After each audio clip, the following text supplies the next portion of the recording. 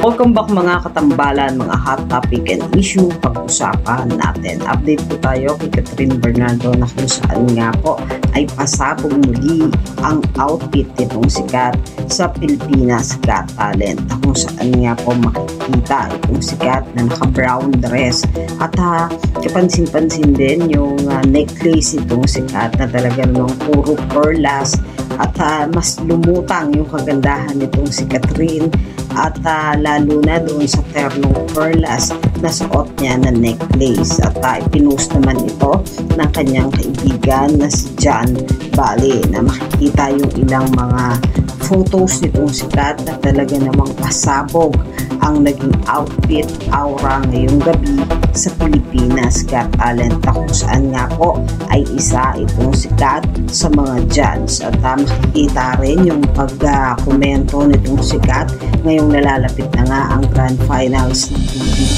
at talaga namang namamanghanga itong sikat bawat nagpapakita nga ng talento sa Pilipinas Got Talent at talaga namang kapansin-pansin ang pagiging observant nitong si Catherine. Samantalang naglabas nga ang TCL bago nitong video na kung saan nga ay nagkaroon itong si Catherine ng guess the emoji with TCL C655 at talaga namang in-enjoy ni Kat yung paghula ng mga emoji doon sa bagong TCL C655 na talaga namang napakaganda ng isang Catherine Bernardo at aliw na aliw doon sa naging pahula nga ng mga emoji kay Kat.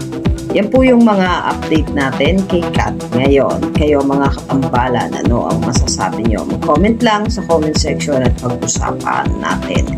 Yan ang mga hot topic and issue dito lamang sa Tambalang JK.